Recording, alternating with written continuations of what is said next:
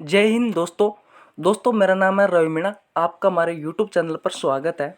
दोस्तों हमने पिछली 4 वीडियो में कंकाल तंत्र को अच्छे से पढ़ा था और आज दोस्तों हम कंकाल तंत्र के जितने भी बहुत ही महत्वपूर्ण क्वेश्चन हैं वो हम डिस्कस करने वाले हैं। दोस्तों अगर आप चैनल पर नए हो तो चैनल को सब्सक्राइब करो, वीडियो को लाइक करो और शेयर कर दो यार। आपका ही तो छोटा भाई हो, आपका ही तो साथ चाहिए यार। अब तो दोस्तों मैं क्वेश्चन को स्टार्ट करता हूँ आपका समय खराब ना करते हुए। दोस्तों क्वेश्चन नंबर 1 है, मानव शरीर की सबसे छोटी अस्थि है। मानव शरीर की सबसे छोटी अस्थि है। दोस्तों जब भी आप क्वेश्चन एग्जाम में पढ़ते हैं, दोस्तों एग्जाम में करते हैं तो आए हुए क्वेश्चन को भी गलत कर जाते हैं, इसलिए दोस्तों क्वेश्चन को अच्छे से पढ़ा करो आप। दोस्तों मैं क्वेश्चन पढ़ता हूँ फिर दोबारा से। मानव शरीर की सबसे छोटी अस्थि है। ऑप्शन नंबर ए है फीमर, ऑप्शन नंबर बी है स्टेपिज, ऑप्शन नंबर सी है मेलियस, ऑप्शन नंबर डी है दोस्तों इनकस। मानव शरीर की सबसे छोटी अस्थि है, तो सबसे छोटी अस्थि कौन सी है दोस्तों? तो इसका राइट आंसर है स्टेपिज। दोस्तों जो स्टेपिज जो अस्थि होती है ये मानव शरीर की सबसे छोटी अस्थि है। दोस्तों ये कान में पाई जाती है। कहाँ पाई जाती है? कान में पाई जाती है दोस्तों। और इसकी लंबाई कितनी होती है? इसकी लंबाई होती है दोस्तों 3 mm। इसकी लंबाई कितनी होती है दोस्तों? तो इसकी लंबाई होती है 3 mm। अब दोस्तों मैं बात करता हूँ फीमर की।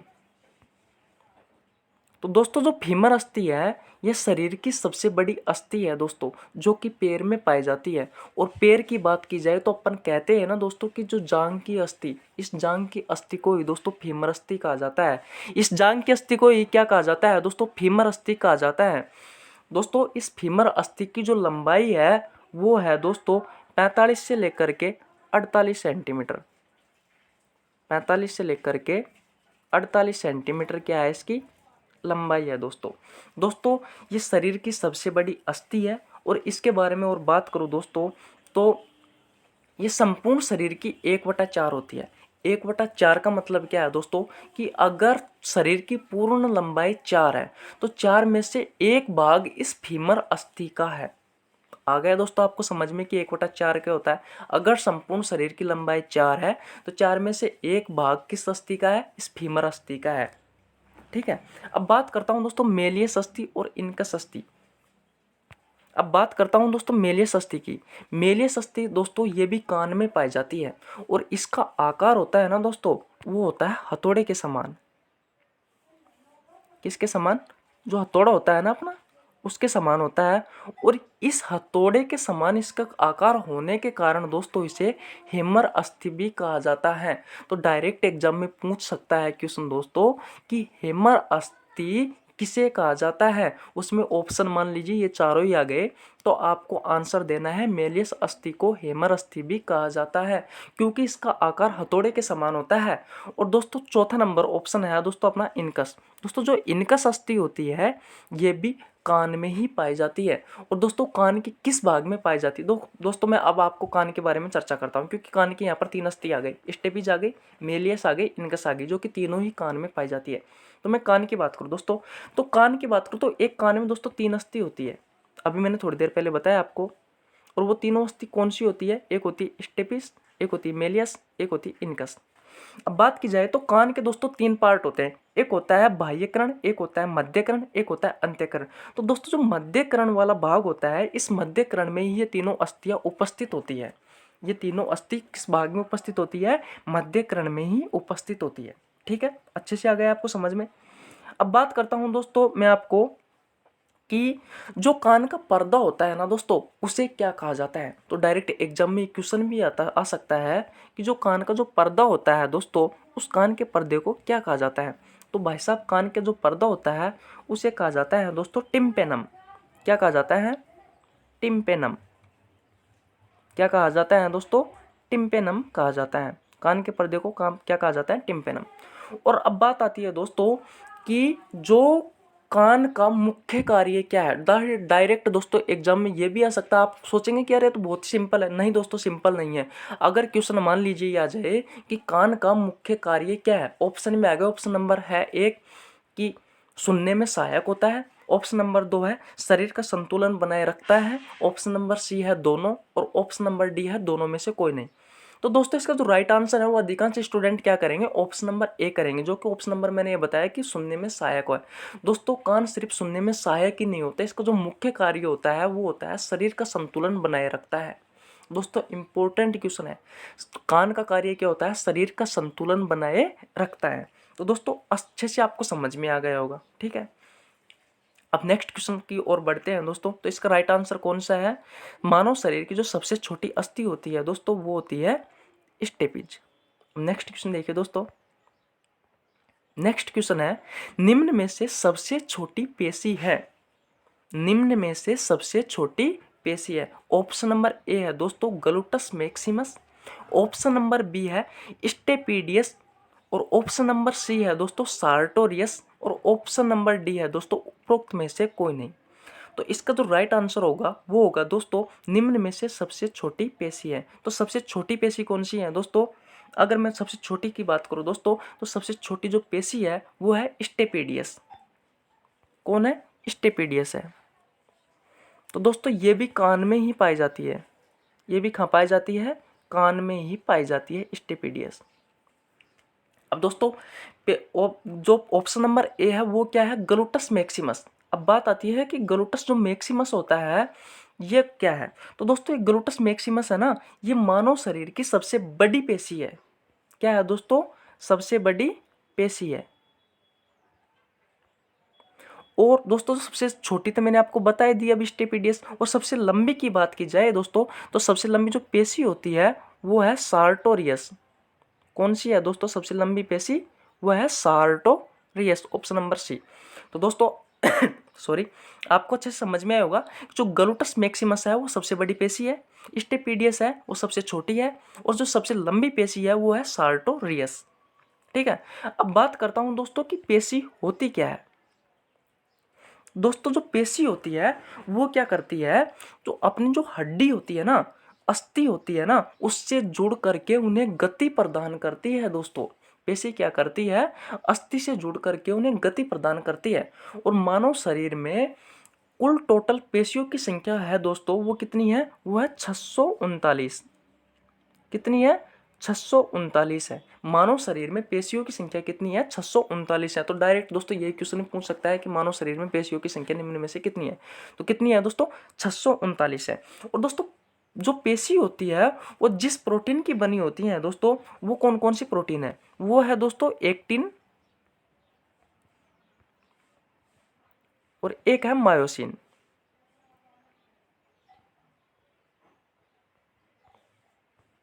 एक तो हो गई दोस्तों एक्टिन और एक हो गई मायोसिन। इन प्रोटीनों से मिलकर के दोस्तों पेशी का निर्माण होता है। ठीक है, आ गया आप पेशी सेकंड नंबर क्वेश्चन अच्छे से समझ में। दोस्तों मैं आपको एक बात बताऊं कि अगर जितने भी मैं क्वेश्चन करा रहा हूं दोस्तों, मैं ज़्यादा नहीं है, 12-13 क्वेश्चन है, और 12-13 क्वेश्चनों में दोस्तों मैं आपको कंकाल तंत्र इतने अच्छे से बता दूंगा दोस्तों, इतने अच्छे से बता दूंगा कि क्या बताऊं आपको, पिछली वीडियो पढ़ने की जरूरत नहीं है अगर आपने थोड़ा बहुत पढ़ रखा है। लेकिन दोस्तों मेरा कहने का मतलब ये है कि आप जाओ पहले चारों वीडियो को पढ़ो, मैंने कंकाल तंत्र बहुत ही अच्छे से पढ़ाया है। और दोस्तों इन क्वेश्चनों में दोस्तों मैं पूरे कंकाल तंत्र को दोबारा बताने वाला हूँ, इसलिए दोस्तों बने रहिए, वीडियो को पूरे एंड तक देखे दोस्तों। एक भी क्वेश्चन आपका बाहर नहीं जाने वाला एग्जाम में इस क्वेश्चन सेक्शन से। नेक्स्ट क्वेश्चन देखिए दोस्तों। और हाँ, आप जितने भी क्वेश्चन आते हैं आपसे तो उसका स्कोर आप कमेंट बॉक्स में बताओ, जिससे हमें पता तो चले कि आप कितना सही कर रहे हो कितना गलत। और दोस्तों जैसे कि ऑप्शन नंबर 2 आपसे आता है तो ऑप्शन नंबर 2 का सही आंसर क्या है वो भी आप कमेंट में बता सकते हो। ये जरूरी नहीं है कि लाइव हो तभी आप बताओ, तो जुड़े रहो दोस्तों हमारे साथ। और अब बात करते हैं दोस्तों क्वेश्चन नंबर 3 की। निम्न में से दो अस्थियों को जोड़ने में सहायक होती है। ऑप्शन नंबर ए है दोस्तों पेशी। मैं क्वेश्चन को एक बार दोबारा से पढ़ लेता हूं। निम्न में से दो अस्थियों को जोड़ने में सहायक होती है। ऑप्शन नंबर ए है पेशी, ऑप्शन नंबर बी है स्नायु, ऑप्शन नंबर सी है कंडरा, और ऑप्शन नंबर डी है दोस्तों उपरोक्त में से कोई नहीं। तो दोस्तों जो दो अस्थियों को जोड़ने में सहायक होती है दोस्तों उसे कहा जाता है लिगामेंट या फिर स्नायु। क्या कहा जाता है दोस्तों, स्नायु। इसका राइट आंसर कौन सा है, स्नायु है। दो अस्थियों को जोड़ने में सहायक कौन होता है? स्नायु होता है। अभी मैंने थोड़ी देर पहले आपको पेशी के बारे में अच्छे से बताया था कि पेशी क्या होती है। पेशी क्या करती है, जो अपनी अस्थि होती है उससे जुड़ करके उन्हें गति प्रदान करती है। अब बात आती है दोस्तों कि कंडरा होता क्या है। तो कंडरा क्या करता है कि जो अस्थि होती है, अस्थि से जब पेशी जुड़ती है तो अस्थि को पेशी से जोड़ने में सहायक होता है ना, वो कौन होता है? वो होता है कंडरा। आपको अच्छे से समझ में आ गया होगा। मैं एक बार और बता देता हूँ। स्नायु होता है दोस्तों, स्नायु क्या होता है? दो हड्डियों को जोड़ने में सहायक होता है। ये तो आ गया समझ में अच्छे से आपको कि स्नायु क्या होता है? दो हड्डियों को जोड़ने में सहायक होता है। अब बात आती पेशी की। अभी मैंने पिछले क्वेश्चन में आपको बताया था कि जो पेशी होती है वो क्या करती है? हड्डी से जुड़ करके उन्हें गति प्रदान करती है। और दोस्तों जो कंडरा होता है ना, ये अस्थि को हड्डी से जोड़ने में सहायक होता है। सॉरी, अस्थि को पेशी से जोड़ने में सहायक होता है। जो कंडरा होता है दोस्तों, वो अस्थि को पेशी से जोड़ने में क्या होता है? सहायक होता है। तो दोस्तों मैंने क्वेश्चन पूछा था आपसे कि निम्न में से दो अस्थियों को जोड़ने में सहायक है, तो इसका राइट आंसर हो जाएगा दोस्तों स्नायु। आ गया आपको अच्छे से समझ में?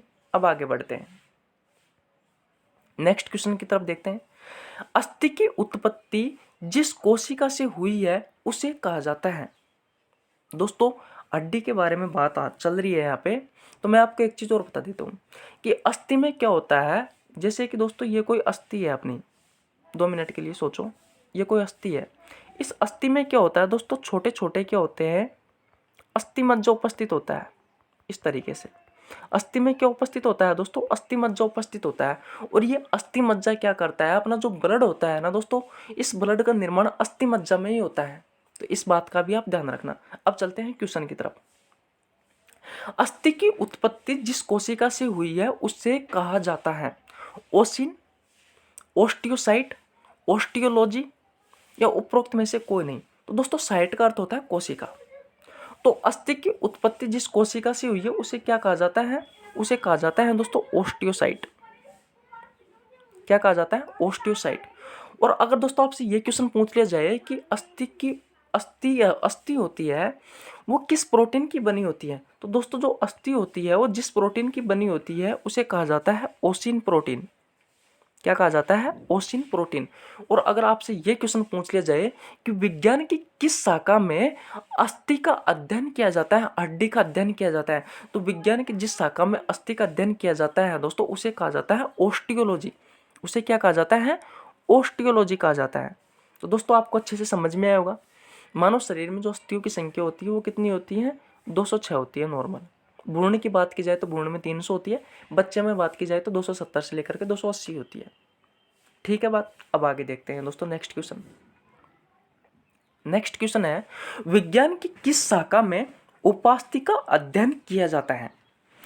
ऑप्शन नंबर ए है दोस्तों कॉन्ड्रिन, ऑप्शन नंबर बी है कॉन्ड्रियोसाइट, ऑप्शन नंबर सी है कॉन्ड्रियोलॉजी, ऑप्शन नंबर डी है उपरोक्त में से कोई नहीं। तो विज्ञान की जिस शाखा में उपास्थि का अध्ययन किया जाता है दोस्तों उसे कहा जाता है कॉन्ड्रियोलॉजी। उसे क्या कहा जाता है? उसे कहा जाता है दोस्तों कॉन्ड्रियोलॉजी। और दोस्तों उपास्थि जिस प्रोटीन की बनी होती है उसे कहा जाता है कॉन्ड्रिन। दोस्तों अभी मैंने आपको अस्थि में भी बताया था, इस तरीके से उपास्थि में भी क्वेश्चन आ सकता है दोस्तों कि आपसे मान लीजिए क्वेश्चन आ गया कि उपास्थि किस प्रोटीन की बनी होती है, उसमें 3-4 प्रोटीन के नाम आ गए। तो दोस्तों ध्यान रखना, उपास्थि जिस प्रोटीन की बनी होती है उसको कहा जाता है कॉन्ड्रिन। और उपास्थि का निर्माण दोस्तों जिस कोशिका से होता है उसे क्या कहा जाता है? उसे कहा जाता है दोस्तों कॉन्ड्रियोसाइट। उसे क्या कहा जाता है दोस्तों? कॉन्ड्रियोसाइट कहा जाता है।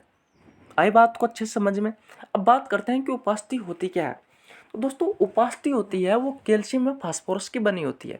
और जो उपास्थि होती है वो हड्डियों के किनारों पर लगी होती है। ये बहुत ही सॉफ्ट व मुलायम होती है दोस्तों। अच्छे से आपको समझ में आ गया कि उपास्थि होती क्या है। अब नेक्स्ट क्वेश्चन की तरफ देखिए।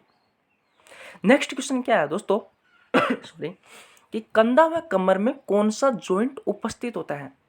अब दोस्तों आपको यहाँ पे एक शब्द दिख रहा होगा, उस शब्द का नाम है, 1 मिनट, वो शब्द कौन सा है दोस्तों? वो शब्द है जॉइंट। जॉइंट क्या होता है? तो दोस्तों जॉइंट क्या होता है कि जब अपन सॉरी हाँ, जॉइंट क्या होता है? जब अपन हड्डी को हड्डी से जोड़ते हैं ना दोस्तों, जब एक हड्डी को दूसरी हड्डी से जोड़ते हैं तो उसके बीच में एक जॉइंट उपस्थित हो जाता है अपने आप ही, क्योंकि जॉइंट तो बनेगा ही बनेगा अगर हड्डी से हड्डी को जोड़ेंगे। दोस्तों इस जॉइंट को हिंदी में क्या कहा जाता है? संधि। इस जॉइंट को हिंदी में क्या कहा जाता है दोस्तों? इस जॉइंट को कहा जाता है हिंदी में संधि। और दोस्तों संधि होती है, ये दो प्रकार की होती है, एक होती है चल संधि, एक होती है अचल संधि।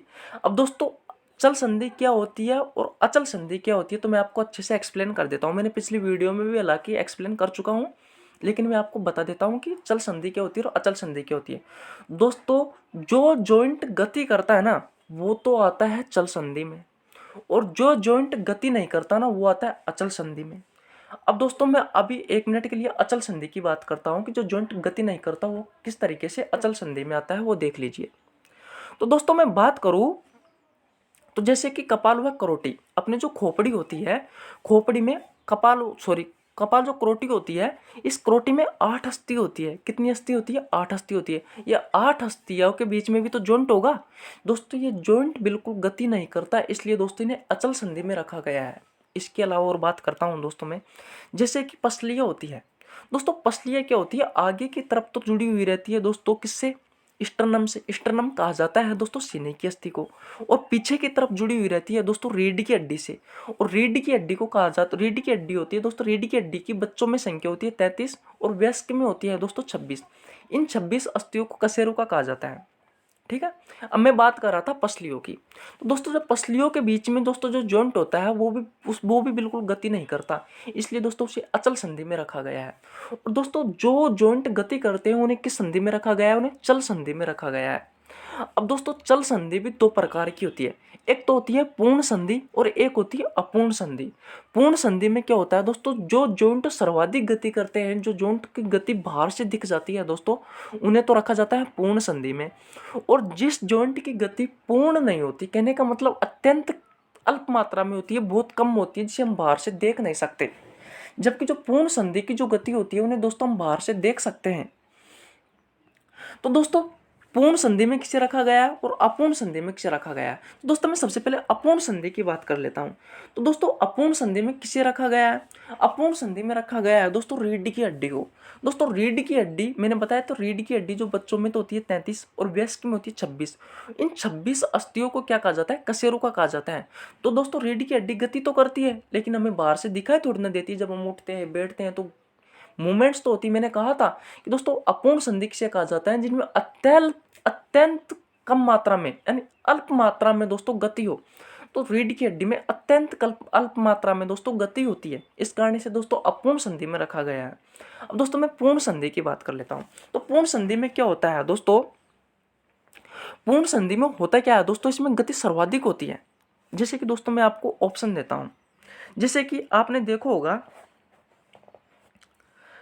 कि जो कंधा होता है, कंधे पे जो अपना हाथ जुड़ा हुआ रहता है, तो दोस्तों 360 डिग्री गति करता है, खूब घूमता है, खूब गति करता है। जो कंधे का जो जॉइंट होता है दोस्तों वो गति करता है। उसी तरीके से दोस्तों में बात की जाए, कंधा होता है अपने हाथ पे, ठीक है, सबको पता है। और दोस्तों उसी तरीके से मैं कमर की बात की जाए तो कमर का जो जॉइंट होता है दोस्तों वो भी तो गति करता है भाई, वो भी तो गति करता है। तो इन्हें रखा गया है दोस्तों पूर्ण संधि में। तो दोस्तों मैंने क्वेश्चन पूछा हुआ है यहाँ पे कि कंधा व कमर में कौन सा जॉइंट उपस्थित होता है?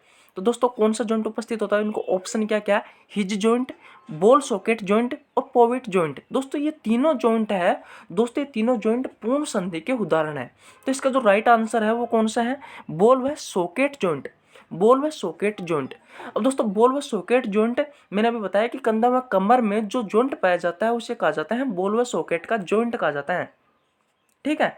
और ये एक दिशा में गति करते हैं, सॉरी एक दिशा में गति नहीं करते, ये 360 डिग्री घूम जाते हैं। जैसे अपना हाथ है, हाथ को अपन घुमाते हैं दोस्तों 360 डिग्री घूम जाता है, तो ये चारों तरफ गति करते हैं दोस्तों। तो बॉल व सॉकेट जो जॉइंट होता है दोस्तों वो सर्वाधिक गति करता है, चारों दिशाओं में गति करता है। अगर मैं कहूँ तो कह सकता हूँ कि 360 डिग्री गति करता है। इसी तरीके से दोस्तों हिंज जॉइंट होता है। ये हिंज जॉइंट होता क्या है? तो दोस्तों जो हिंज जॉइंट होता है इसमें क्या होता है, जो गति होती है दोस्तों वो एक दिशा में होती है, अब दोस्तों एक दिशा में अपने शरीर में किसकी गति होती है, तो आप बात करेंगे, जैसे मैं बात करूँ कोहनी की, हाथ में जो कोहनी होती है वो सिर्फ एक दिशा में गति करती है, एक निश्चित सीमा के बाद में दोस्तों ये नहीं मुड़ पाती। उसी तरीके से पैर में जो घुटना होता है दोस्तों, वो भी एक निश्चित सीमा के बाद में नहीं मुड़ पाता, नहीं घूम पाता दोस्तों। इसलिए दोस्तों इसे इसलिए दोस्तों इसे हिंज जॉइंट कहा जाता है। क्या कहा जाता है? हिंज जॉइंट में किसको रखा गया है दोस्तों? कोहनी में घुटने का जॉइंट को हिंज का जॉइंट, कोहनी में घुटने का जो जॉइंट होता है उसे किसका जॉइंट कहा जाता है? हिंज का जॉइंट कहा जाता है। अब दोस्तों बात आती है पोइवट का जॉइंट। ये पोइवट का जॉइंट होता क्या है? तो जो पोइवट का जॉइंट होता है दोस्तों, इसमें क्या होता है, इसे खूंटी जॉइंट भी कहा जाता है। इसे क्या कहा जाता है? खूंटी का जॉइंट भी कहा जाता है। इसमें क्या होती है कि एक अस्थि तो खूंटी के समान लटकी रहती है कि नहीं है, और एक अस्थि इसके चारों तरफ घूमती रहती है। तो दोस्तों जो लटकी हुई रहती है वो है रीढ़ की हड्डी। इस पोइवट जॉइंट में जो अस्थि है दोस्तों वो है रीढ़ की हड्डी, और इसके चारों तरफ अपना मस्तिष्क चारों तरफ घूमता रहता है। तो दोस्तों में बात की जाए तो जो गर्दन का जो जॉइंट होता है दोस्तों, वो किस में आता है? वो आता है पोइवट जॉइंट में। दोस्तों ये क्वेश्चन आया था राजस्थान की पीटीआई एग्जाम हुई थी, राजस्थान की जो पीटीआई की एग्जाम हुई थी ना, उसमें आया था ये क्वेश्चन। तो आ सकता, तो दोस्तों आपको जॉइंट अच्छे से समझ में आया होगा, संधि अच्छे। अगर दोस्तों आपको अच्छे से समझ में नहीं आया है तो जाओ दोस्तों, मैंने पिछली वीडियो जॉइंट ही पढ़ाई है, पिछली वीडियो में मैंने जॉइंट पढ़ाया है, आपको वहाँ पे जॉइंट बहुत ही अच्छे से समझ में आएगा, एक एक चीज को बहुत अच्छे तरीके से एक्सप्लेन किया है दोस्तों। नेक्स्ट क्वेश्चन देखिए अब, कंकाल तंत्र की उत्पत्ति किस जनन स्तर से हुई है? तो दोस्तों मैं कंकाल तंत्र की उत्पत्ति की बात करूँ तो यहाँ पे एक शब्द आ रहा है जनन तंत्र। दोस्तों होता क्या है कि जब बच्चा भ्रूण अवस्था में होता है, दोस्तों, जब बच्चा पेट में होता है ना तो उसे भ्रूण कहा जाता है। तो होता क्या है दोस्तों कि जब बच्चा 3 सप्ताह का हो जाता है उस समय दोस्तों उसके चारों तरफ 3 परत पाई जाती है। जब बच्चा 3 सप्ताह का हो जाता है तो उसके तरफ चारों तरफ 3 परत पाई जाती है। जो अंदर की परत होती है दोस्तों उसे तो कहा जाता है एंडोड्रम। जो अंदर की परत होती है दोस्तों उसे तो कहा जाता है एंडोड्रम, अंदर की परत। और दोस्तों जो मध्य की परत होती है उसे कहा जाता है मेसोड्रम। मेसोड्रम मध्य की परत होती है, ठीक है। और जो बाहर की परत होती है दोस्तों, बाह्य जो परत होती है उसे कहा जाता है एक्टोड्रम। बाहर की परत को क्या कहा जाता है? एक्टोड्रम कहा जाता है। अब दोस्तों होता क्या है कि ये परत क्या करती है? अपने शरीर का निर्माण करती है। जैसे कि दोस्तों जो मेसोड्रम है, ये मेसोड्रम से कंकाल तंत्र की उत्पत्ति हुई है। कंकाल तंत्र के अलावा दोस्तों हृदय का निर्माण भी मेसोड्रम से हुआ है। अगर मैं ब्लड की बात करूं दोस्तों तो ब्लड का निर्माण भी मेसोड्रम से हुआ है। इसी तरीके से दोस्तों शरीर के अन्य पार्ट भी इन जनन स्तर से, इन जो परत है दोस्तों, इन तीनों परतों से शरीर का निर्माण होता है। तो दोस्तों मेरा क्वेश्चन क्या था कि कंकाल तंत्र की उत्पत्ति किस जनन स्तर से हुई है? एक्टोड्रम से, मेसोड्रम से, एंडोड्रम से, या उपरोक्त में से कोई नहीं? तो दोस्तों इसका जो राइट आंसर है वो है मेसोड्रम। इसका जो राइट आंसर कौन सा है? मेसोड्रम। मैंने अभी आपको जनन स्तर के बारे में बहुत ही अच्छे से बताया है, आशा करता हूँ आपको समझ में आ गया होगा। अगर दोस्तों मैं वो पहले वाली बात अगर फिर आपको समझ में नहीं आया तो जाओ पहले पिछली वीडियो को देखो। आपको जब आप क्वेश्चन सेक्शन करेंगे तो बहुत ही अच्छे से आपको क्वेश्चन सेक्शन बहुत मजा आएगा दोस्तों, पढ़ने में बहुत अच्छे से समझ में आएगी। नेक्स्ट क्वेश्चन की ओर बढ़ते हैं दोस्तों। आंख की अस्थि को कहा जाता है, आंख की अस्थि को कहा जाता है, ऑप्शन नंबर ए लेक्राइमल अस्थि, ऑप्शन नंबर बी पेलेटाइन अस्थि, ऑप्शन नंबर सी जाइगोमेटिक अस्थि, ऑप्शन नंबर डी मेंडिबल अस्थि। अब दोस्तों बात करता हूं कि आंख की अस्थि को क्या कहा जाता है। तो आंख की अस्थि को कहा जाता है दोस्तों लेक्राइमल अस्थि। क्या कहा जाता है? लेक्राइमल अस्थि कहा जाता है। और दोस्तों आंख में आंसू जिस ग्रंथि के कारण आते हैं दोस्तों उससे कहा जाता है लेक्राइमल ग्रंथि। डायरेक्ट एग्जाम में क्वेश्चन पूछ सकता है दोस्तों कि आंख में जो आंसू आते हैं वो किस ग्रंथि के कारण आते हैं? तो दोस्तों जो आंख में आंसू आते हैं वो आते हैं लेक्राइमल ग्रंथि के कारण। दोस्तों आंख क्या होती है? आंख जिस ढांचे में उपस्थित होती है उसे ही कहा जाता है लेक्राइमल अस्थि। जिस हड्डी में उपस्थित होती है उसे ही कहा जाता है लेक्राइमल अस्थि। जैसे कि अपनी ये कोई आंख है और आंख के चारों तरफ दोस्तों जैसे ये हड्डी पाई जाती है ना, इस हड्डी को ही कहा जाता है लेक्राइमल अस्थि। आ गया आपको अच्छे समझ में? अब बात करता हूँ पेलेटाइन अस्थि। तो दोस्तों पेलेटाइन अस्थि जो अपना तालवे की अस्थि होती है उसे कहा जाता है। जो तालवा अपन कहते हैं ना गाँव की भाषा में ताड़ू, तो उसे कहा जाता है दोस्तों ताड़वे की अस्थि। ताड़वे की अस्थि किसे कहा जाता है? पेलेटाइन कहा जाता है। और दोस्तों जो गाल होता है, अपना गाल होता है, उस गाल की जो अस्थि होती है उसे क्या कहा जाता है? तो उसे कहा जाता है दोस्तों जाइगोमेटिक। उसे क्या कहा जाता है, जाइगोमेटिक अस्थि कहा जाता है। अब दोस्तों अपनी 3 अस्थि के बारे में तो अपन ने अच्छे से पढ़ लिया कि लेक्राइमल अस्थि आंख में होती है, तालविक अस्थि को पेलेटाइन कहा जाता है, गाल की अस्थि को जाइगोमेटिक अस्थि कहा जाता है। लेकिन दोस्तों अब बच गई अपने पास मेंडिबल अस्थि। अब मेंडिबल अस्थि कौन सी होती है? तो दोस्तों मैं आपसे एक क्वेश्चन पूछता हूँ कि शरीर की सबसे मजबूत अस्थि होती है, जो सबसे मजबूत हड्डी होती है, वो किसकी है अपने मानव शरीर में? तो आप कहोगे साहब जबड़े की है। किसकी है? जबड़े की। अब दोस्तों जबड़े भी अपने दो होते हैं, एक तो होता है ऊपरी जबड़ा, एक होता है निचला जबड़ा। तो दोस्तों जो ऊपरी जबड़ा होता है उसका नाम तो है मैक्सिला। उसका नाम क्या है दोस्तों? उसका नाम है मैक्सिला। मैं आपको लिख देता हूँ, उसका नाम क्या है? मैक्सिला है। लिख लेना, बहुत इंपॉर्टेंट है दोस्तों, नोट्स बना लेना। ऊपरी जबड़े का नाम क्या है दोस्तों? मैक्सिला। और जो निचला जबड़ा होता है दोस्तों उसका नाम है मैंडिबल। तो दोस्तों शरीर की सबसे मजबूत अस्थि पाई जाती है वो जबड़े की होती है, और उसके निचले जबड़े का नाम क्या है? मैंडिबल अस्थि। और ऊपरी जबड़े का नाम क्या है? मैक्सिला। तो अब आ गया आपको समझ में कि मैंडिबल और मैक्सिला होती क्या है। ठीक है, अब नेक्स्ट क्वेश्चन की ओर बढ़ते हैं दोस्तों। बात आती है दोस्तों कीटों का बाह्य कंकाल बना होता है काइटिन का, या फिर किरेटिन का, या फिर दोनों का, या फिर उपरोक्त में से कोई नहीं। तो दोस्तों जो कीटों का बाह्य कंकाल बना होता है वो बना होता है काइटिन का। दोस्तों ये काइटिन होती है, इस काइटिन में एक तत्व उपस्थित होता है, उस तत्व का नाम है दोस्तों नाइट्रोजन। क्या है दोस्तों? नाइट्रोजन। दोस्तों काइटिन में नाइट्रोजन उपस्थित होता है। अब दोस्तों एक एग्जाम में एक क्वेश्चन आता है जो कि बहुत ही इंपॉर्टेंट है। वो क्वेश्चन क्या है कि कीट भक्षी पादप कीटों का भक्षण क्यों करते हैं? दोस्तों भक्षण का अर्थ होता है यहाँ पर खाना, कि जो कीट भक्षी पादप है वो कीटों को क्यों खाते हैं? क्योंकि दोस्तों कीटों का जो बाहरी आवरण होता है वो बना होता है काइटिन का, और काइटिन में दोस्तों नाइट्रोजन तत्व पाया जाता है। और दोस्तों जो कीट भक्षी जो पादप होते हैं उन्हें नाइट्रोजन की आवश्यकता होती है, इस कारण दोस्तों वो कीटों का भक्षण करते हैं, इस कारण वह कीटों को खाते हैं। अब आ गए आप अब आ गया आपको समझ में कि भाई कीट भक्षी जो पादप होते हैं वो कीटों का भक्षण क्यों करते हैं। आशा करता हूँ आपको अच्छे से समझ में आ गया होगा काइटिन क्या होता है, कि भाई कीटों का बाह्य कंकाल किसका बना होता है? काइटिन का बना होता है। और कीट भक्षी जो पादप है वो कीटों का भक्षण क्यों करते हैं ये भी आपको अच्छे से समझ में आ गया होगा। अब बात करते हैं दोस्तों ऑप्शन नंबर सेकंड की कि किरेटिन होता क्या है। दोस्तों किरेटिन की बात करूँ तो किरेटिन एक प्रकार की प्रोटीन है। अब दोस्तों ये प्रोटीन तो है लेकिन ये होती क्या है, इसका कार्य क्या है? तो दोस्तों मनुष्य में जो बाल होते हैं और जो नाखून होते हैं, उसी प्रकार जो मवेशी होते हैं, मवेशी में जो बाल होते हैं, खुर होते हैं, सींग होते हैं, उसी प्रकार दोस्तों जो पक्षी होती है, पक्षी में जो चोंच होती है, जो पंख होती है, मछली में जो सल्क होते हैं, जो गलफड़े होते हैं सल्क, है ना, वो किसके बने होते हैं दोस्तों? वो बने रहते हैं क्रिएटिन प्रोटीन के। किसके बने होते हैं दोस्तों? क्रिएटिन प्रोटीन के बने रहते हैं। तो इन बातों का भी आप ध्यान रखना। तो दोस्तों यहाँ पर क्वेश्चन था अपने पास कि कीटों का बाह्य कंकाल किसका बना होता है। कीटों का जो बाह्य कंकाल बना होता है वो होता है काइटिन प्रोटीन का। किसका? काइटिन का बना होता है। नेक्स्ट क्वेश्चन देखिए दोस्तों, निम्न में से स्वतंत्र अस्थि है सॉरी। अब दोस्तों स्वतंत्र अस्थि की यहाँ पर बात की जाए तो दोस्तों मैं आपको एक चीज बताता हूँ कि अपना शरीर है ना, वो हड्डियों का एक ढांचा है। क्या है? हड्डियों का एक ढांचा है, और प्रत्येक हड्डी किसी न किसी हड्डी से एक दूसरे से जुड़ी हुई रहती है। लेकिन दोस्तों गले की अस्थि की बात की जाए तो गले की अस्थि को क्या कहा जाता है दोस्तों? तो गले की अस्थि को कहा जाता है हायोड। यह हायोड जो हड्डी होती है वो अन्य किसी भी हड्डी से जुड़ी हुई नहीं रहती, ये सिर्फ मांसपेशियों से जुड़ी हुई रहती है दोस्तों।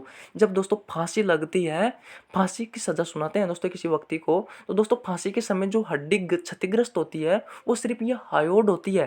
क्योंकि दोस्तों हायोड अन्य अस्थि से जुड़ी हुई तो रहती नहीं है, ये क्षतिग्रस्त होती है दोस्तों हायोड। आपसे अगर क्वेश्चन पूछा जाए कि फांसी लगने जो जिस व्यक्ति को फांसी लगती है उसमें कौन सी हड्डी क्षतिग्रस्त होती है, गले की कौन सी हड्डी क्षतिग्रस्त होती है, तो गले की हड्डी हायोड क्षतिग्रस्त होती है दोस्तों। इस बात का आप ध्यान रखना। तो मेरा कहने का मतलब यही है कि ये जो गले की हड्डी है दोस्तों, ये अन्य किसी अस्थि से जुड़ी हुई न होने के कारण इसे स्वतंत्र अस्थि कहा जाता है, कहा गया है दोस्तों। इसे क्या कहा गया है? स्वतंत्र अस्थि कहा गया है। ये सिर्फ मांसपेशियों से जुड़ी हुई रहती है। नेक्स्ट इसका राइट आंसर कौन सा है दोस्तों? हायोड। ऑप्शन नंबर ए की है हायोड। अब बात की जाए निम्न में से स्वतंत्र अस्थि है तो हायोड है दोस्तों। लेकिन ऑप्शन नंबर सेकंड कौन सा है दोस्तों? अपना ऑप्शन नंबर सेकंड है स्टर्नम। कौन सा है दोस्तों? स्टर्नम। स्टर्नम होता क्या है? मैंने बताया कि पसलियाँ जो जुड़ी रहती है आगे की तरफ वो जुड़ी रहती है स्टर्नम से। स्टर्नम दोस्तों सीने की अस्थि को कहा जाता है। किसको कहा जाता है? सीने की अस्थि को। और पसलियाँ जुड़ी रहती है पीछे की तरफ किससे जुड़ी रहती है? रीढ़ की हड्डी से। और आगे की तरफ किससे जुड़ी हुई रहती है? स्टर्नम से जुड़ी हुई रहती है, सीने की अस्थि से जुड़ी रहती है। तो इनकी संख्या भी सिर्फ एक ही होती है दोस्तों। स्टर्नम की सीने की अस्थि की संख्या कितनी होती है? एक ही होती है। उसके बाद में दोस्तों बात की जाए कि एटलस और एक्सिस क्या होता है। दोस्तों आपने रीढ़ की हड्डी अच्छे से पढ़ा होगा। रीढ़ की हड्डी में होता क्या है दोस्तों कि बच्चों में तो पाई जाती है 33 और वयस्क जो एडल्ट होता है उसमें पाई जाती है 26। कितनी पाई जाती है? 26। और इन 26 अस्थियों को क्या कहा जाता है? कशेरुका कहा जाता है। तो प्रथम जो कशेरुका है दोस्तों वो कौन सी है? एटलस है। और जो सेकंड कशेरुका है वो कौन सी है दोस्तों? वो है एक्सिस। अच्छे से आपको समझ में आ गया होगा। क्वेश्चन नंबर 10 आपको बहुत ही अच्छे से समझ में आ गया। अब बढ़ते हैं दोस्तों नेक्स्ट क्वेश्चन की तरफ। 11वां क्वेश्चन दोस्तों, सुंदरता की अस्थि किसे कहा जाता है? क्लेविकल को, स्केपुला को, दोनों को, या उपरोक्त में से कोई नहीं? दोस्तों ये क्वेश्चन भी बहुत इंपॉर्टेंट है। तो दोस्तों सुंदरता की जो अस्थि होती है वो कहा जाता है क्लेविकल को। दोस्तों ये क्लेविकल कौन सी अस्थि है? आप कहते हैं ना कि खुंगाड़े का हार्ड, खुंगाड़े का हार्ड। दोस्तों ये खुंगाड़े का हार्ड क्लेविकल ही है। अपन कहते हैं ना कॉलर बोन, ये कॉलर बोन भी क्लेविकल ही है। अपन कहते हैं ना सुंदरता की अस्थि, दोस्तों सुंदरता की अस्थि भी क्लेविकल ही है, जो कि अपने गले के पास में पाई जाती है दोस्तों, दाएं और बाएं तरफ, जो अपने कंधे से जॉइंट रहती है दोस्तों, ये है ना। और आप कहते हैं ना कि छोटे बच्चे में जो हंसली की समस्या आती है दोस्तों वो किस अस्थि के कारण आती है? तो मेरे भाइयों जो असली की समस्या आती है वो क्लेविकल अस्थि के कारण ही आती है। तो सुंदरता के अस्थि से कहा जाता है दोस्तों, सुंदरता के अस्थि कहा जाता है क्लेविकल को। अब बात आती है दोस्तों स्केपुला की। स्केपुला होती क्या है? तो दोस्तों स्केपुला की बात करो तो स्केपुला का जो ये भी अस्थि यहीं पाई जाती है, इसके जो क्लेविकल है, क्लेविकल अस्थि के पास में ही होती है स्केपुला। तो दोस्तों जो क्लेविकल होती है, जो स्केपुला होती है, ये त्रिकोणाकार आकृति की होती है। किस आकृति की होती है दोस्तों? त्रिकोणाकार आकृति की होती है। त्रिकोणाकार आकृति की होती है दोस्तों, इससे इस तरीके से होती है, त्रिकोणाकार आकृति की होती है। तो अगर आपसे क्वेश्चन पूछ लिया जाए डायरेक्ट कि त्रिकोणाकार निम्न में से त्रिकोणाकार अस्थि है तो कौन सी है? स्केपुला अस्थि है। नेक्स्ट क्वेश्चन की ओर बढ़ते हैं दोस्तों। मानव शरीर में कितनी अस्थि होती है? तो दोस्तों मानव शरीर में अधिकांश लोगों से पूछा जाए तो आप नॉर्मल कहेंगे कि 206 होती है। लेकिन अगर आपसे ये क्वेश्चन पूछ लिया जाए कि भ्रूण अवस्था के समय मानव शरीर में कितनी अस्थि होती है, दोस्तों भ्रूण अवस्था के समय जो क्वेश्चन अगर आपसे पूछ लिया जाए तो अधिकांश स्टूडेंट है वो इसका आंसर गलत बताने की संभावना रहती है, और एग्जाम में खासकर। तो दोस्तों जो भ्रूण अवस्था के समय जो मानव शरीर में जो अस्थि की संख्या होती है वो होती है 300। जब बच्चा दोस्तों जन्म लेने के बाद में 10 से 12 वर्ष तक की उम्र का रहता है तो उस समय उसमें कहीं अस्थियां जुड़ जाती है और उसमें 270 से 280 अस्थि रहती है। कितनी अस्थि अस्थि रह जाती है? 270 से लेकर के 280। और जब मानव एडल्ट अवस्था में या वयस्क अवस्था में पहुंचता है दोस्तों, तब उस समय उसमें अस्थियों की जो संख्या होती है वो होती है 206। कितनी होती है? 206। मांसपेशियों की संख्या कितनी होती है दोस्तों? 639। और अस्थियों की संख्या अभी मैंने आपको एक्सप्लेन कर ही दिया। अब नेक्स्ट क्वेश्चन की ओर बढ़ते हैं दोस्तों। निम्न में से हाथ की अस्थि है। दोस्तों ये क्वेश्चन है, ये बहुत ही इंपॉर्टेंट है, क्योंकि इस क्वेश्चन में मैंने आपको बहुत सारी अस्थियों का अध्ययन करवाया है दोस्तों। हाथ की अगर मैं आपसे बहुत सारे क्वेश्चन भी बना सकता था मैं यहाँ से, लेकिन मैंने सोचा दोस्तों कि अगर आपको ये क्वेश्चन आ जाएगा दोस्तों तो इस क्वेश्चन से आप कम से कम नहीं तो 10 से 15 क्वेश्चन आसानी से बना सकते हैं दोस्तों। अभी आपको समझ में आ जाएगा अपने आप ही कि किस तरीके से बना सकते हैं। मैंने क्वेश्चन दिया है दोस्तों, निम्न में से हाथ की अस्थि है radius, ulna, humerus, carpals, metacarpals. Option number A. Option number B femur, tibia, fibula, patella, tarsals, metatarsals. Option number B हो गया दोस्तों। ऑप्शन नंबर सी एटलस और एक्सिस। और option number D malleus, incus, stapes. ठीक है।